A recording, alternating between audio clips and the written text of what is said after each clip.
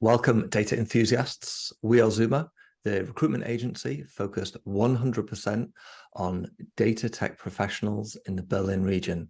This is our podcast, Data for Good, connecting you with all things data. Today, I'm joined by Michal. He is tech lead of AI at ShareChat. If you don't know ShareChat, they are the leading social media platform in India.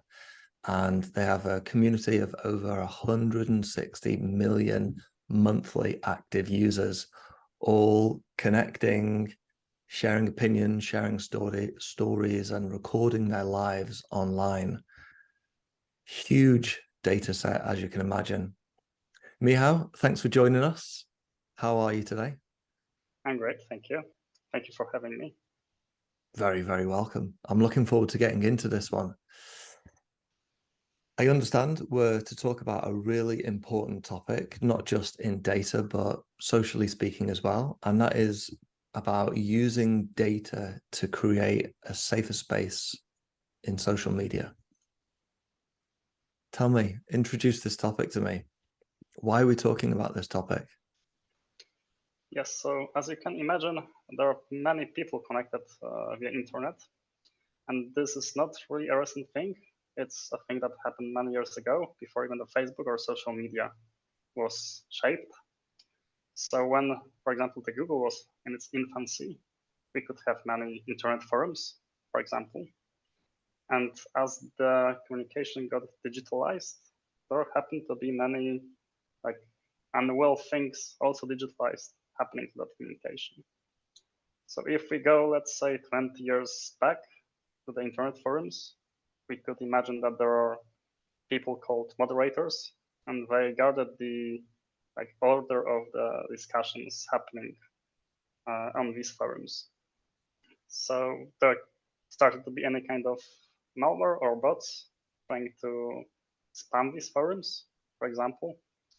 And these were the first occurrences of something threatening the safe space of discussion or presence in the internet. And from there, when the more people have started to discuss things on the internet, have more internet presence, then with scale increasing, then many threats also increasing the scale or with different new types of threats. The internet has got bigger, data sizes have got bigger, user groups, particularly on social media platforms like yours, have got way bigger, and the need for moderation has got way stronger. And now, more recently, the introduction of bots, like case in point might be Twitter. Okay. In your experience, typically, which metrics do companies try to improve? Which metrics do they really care about? So if we look at the social media companies, usually look at the revenue. So like any other companies to create revenue to sustain. And this is number one metric. And for example, TikTok was mentioned as attention factory. So what these companies really make money on is advertisements, so like Facebook, Twitter, TikTok, and whatnot. And if we have so many eyes of the users, you want to also sustain the user base. So that would be the retention of the users.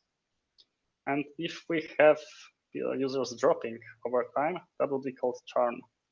I believe these are the three key metrics that somebody would like to keep in good shape. So more users, more attention, more revenue, and ideally less users dropping because of some issues or problems. Mm-hmm. And it all goes back to revenue. Yeah. So from my engineering perspective, these are things to support. So from product's perspective, that would be a better, more complex perspective to understand any kind of relationships or dependencies. But yeah, it all goes back to revenue. Mm-hmm. And to ensure that the company continues to make revenue, we need to create a safe space, one in which users want to interact online. Yes, Yeah. so if users feel safe, if they like the space, that they like the interactions, other users around, the content they consume, like is it interesting? Is it something they want to see more? Then they stay there and they are happy. So that's like the goal, like of ideal place to be in the online presence. Yeah. Okay. We mentioned moderators and how moderation has changed over time. Who in the organization or in an organization guides the strategy around moderation? So as mentioned, if we have some like product metrics, then I believe it's like product-led strategy. So from these like product areas, like we can understand which part of the like engineering work to be done and how to support these product metrics. That's if it's from a product perspective. Okay. Okay. How about for the data and AI professionals or enthusiasts amongst us? What are AI teams doing to assist in moderation these days? So AI means data, and on these platforms we have a lot of data coming through. So the content is data, the users in some sense are also data. And if we have such dynamics of like content in regards to what content type, do we have the text, do we have the images, do we have the videos, then we can see which interactions are the ones that we want to have on the platform, and we can look for the anomalies in the interactions or in the content, and then look for any kind of patterns like that could indicate that something is not a user or something not wanted on the platform. So, for example, against the rules. Interesting. Very interesting.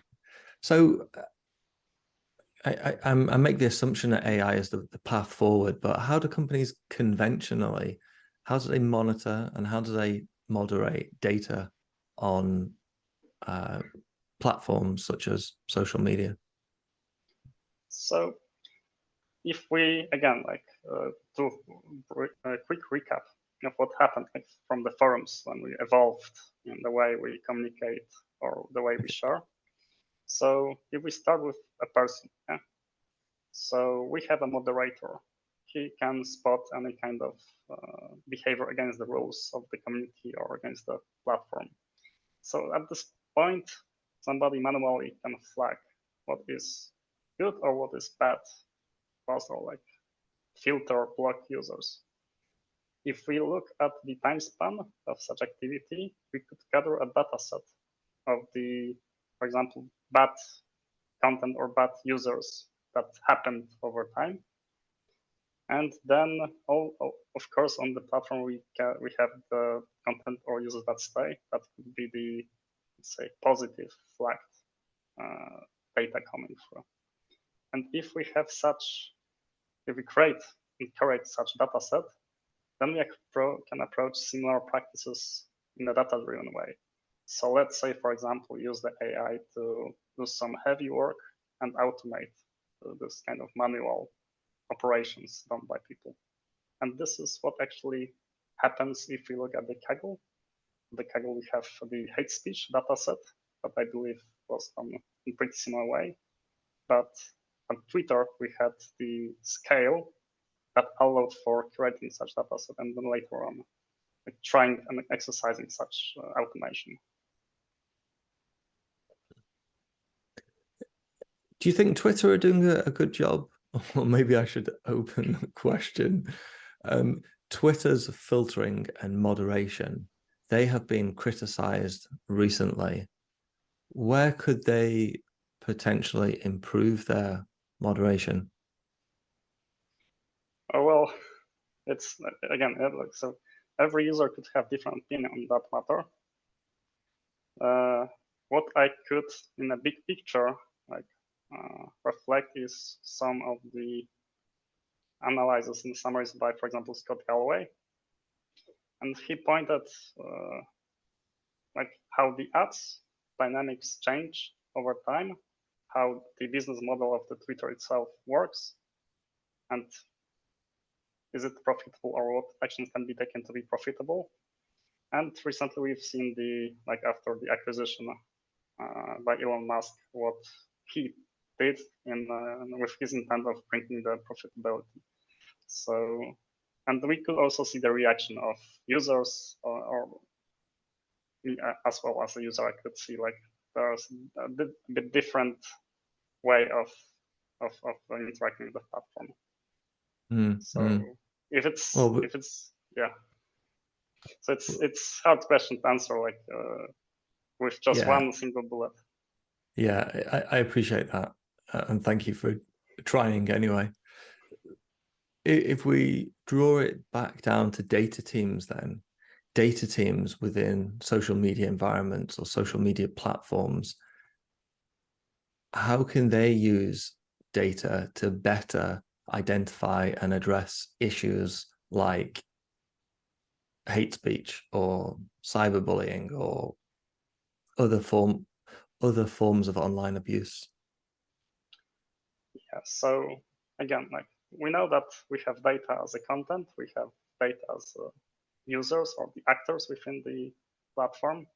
So now with this data, we can create some tools that could help us to draw our notice or even automate some assessments over what happens, and then try to filter out the obvious ones, the trivial cases, and perhaps shift the attention of the manual operators towards the cases that are less obvious. And this way we can also need less people that could moderate the platform. But to be honest, for the biggest platform, it's still a lot of people to be involved in. And it's still a lot of work because it's just also a big scale to handle. You mentioned tooling for automation, and you mentioned filtering. So what can you tell me about one of the tools? How would this tool recognize bad content, as you say? Yeah. So we could start with what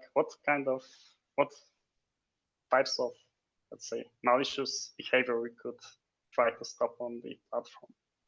So as mentioned, from the forums, we had some users that would spam, or bots that would spam. So that would be how we can tell if the posts are spams, the content is spam content. Then if we have something going viral nowadays, then it's one content creator that creates something that people want to watch, but the other, let's say, malicious users want to use that, and they create, for example, duplicated content and repost the same thing. So then we have flood of the same posts happening. So one would be told to tell if the content is already duplicate of the other content that was already posted. And later on, we could go for the less obvious, less trivial cases to tell. So, for example, fake news, that was also a big issue in the recent years. How we can tell that something popular is fake actually news. True or not. Yeah. Yeah. And if we have something as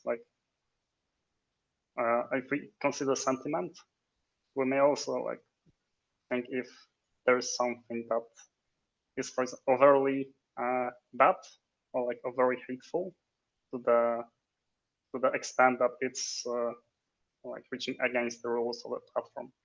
But there is still out of gray area. So how far we can tell that, okay, we want to have freedom to express, and at what point it's something that is already so hateful that it's malicious, and it's encouraging others to express such similar opinions. There is also, going back to the duplicate, I think there is also one area that can be interesting, because if we have a platform, usually we have also the platform guidelines or the community guidelines. So that may appear obvious, but for example, it's not advised. Communities don't agree on posting, for example, the hurtful content. So let's say somebody doing harm to anything. They don't agree on, for example, sexually explicit content for obvious reasons. And there could be also a case of any kind of copyright infringement happening in the company. So also these are the, let's say, obvious that many big social media use. But if we don't see these items, that means they're doing a good job at filtering them. So spam tools, pattern recognition, sentiment analysis, and copyright infringement tools seem to be the main ones.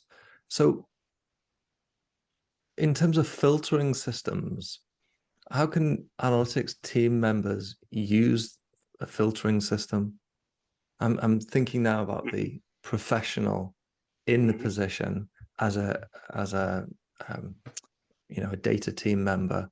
How can they use one of these filtering systems? So now I believe we come to the, let's say we have a problem, we want to create a tool, we want to filter some bad content. Let's say we picked one of the areas that we want to improve. Let's say the duplicates. So if we have data, then it's about solving how we define the duplicate.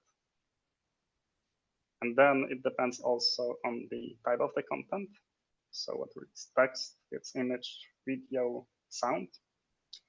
And then there are some ways to compare with great help of the machine learning, if any kind of content, like item of the content is similar to the other. For example, with images that can be, or with text that as simple examples, there can be great use, for example, of embeddings, which is a good tool in areas. Embeddings, did you say? Yeah, exactly. Embeddings, right. So we can put the content in, let's say image, we can get really brief piece of data as embedding that is almost trivial to compare and would tell us how far something is similar to the other item. Yeah. It strikes me that duplicates is not the best answer, not the best example, because with NLP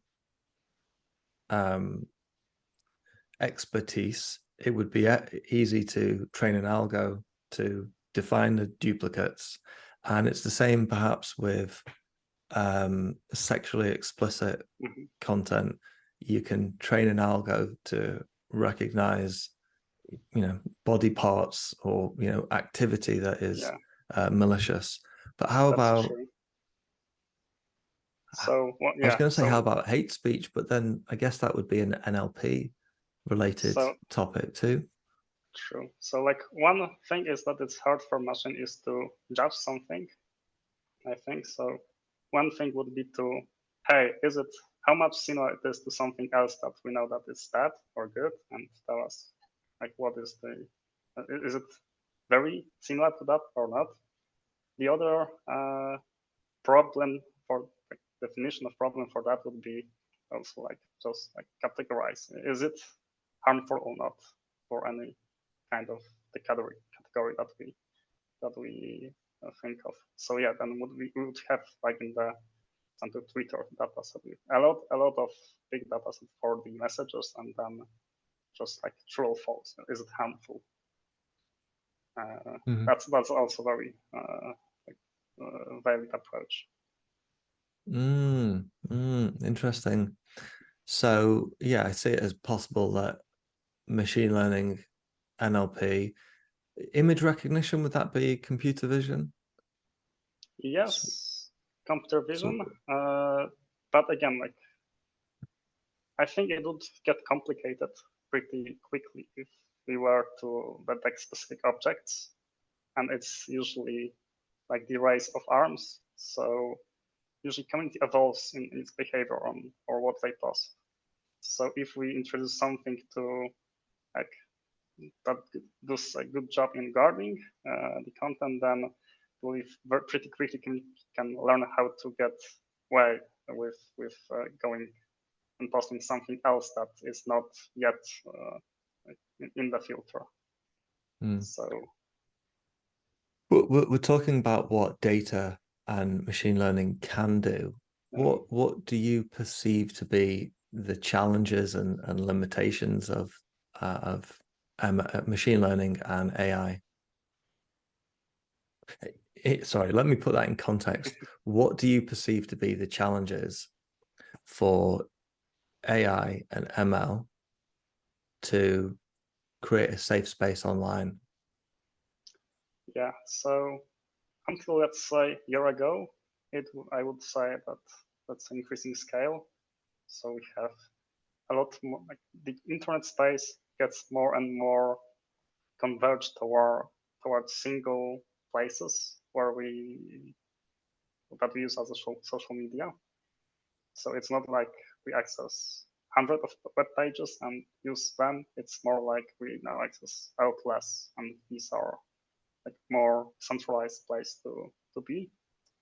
But since couple like recent years, I would say there is rise in generative content, and that can influence also the fake news. So we can generate any kind of image. That was the case, for example, with fake photographies of Trump some time ago. So people could generate any kind of image and then claim that it's something happening, or generate any kind of imaginary, with increasing the compute over time. So maybe not images, but soon to be videos. And obviously now, if we have the text, so also the researchers like acknowledge that after a year in the history, they can't have like 100% and be 100% sure that the text they use for training is not generated by some model. So there is also much easier to create good bots that help, and for example, like with the customer support. But now it's almost trivial to do anything that is just flooding with content, and for the user, it's to decide if it's harmful content or not. Interesting. Okay. So again, like arms race about how to detect anything that happens. Yeah, we're having the arms race across many fronts right now, aren't we? Across many fronts in many countries and across many different platforms.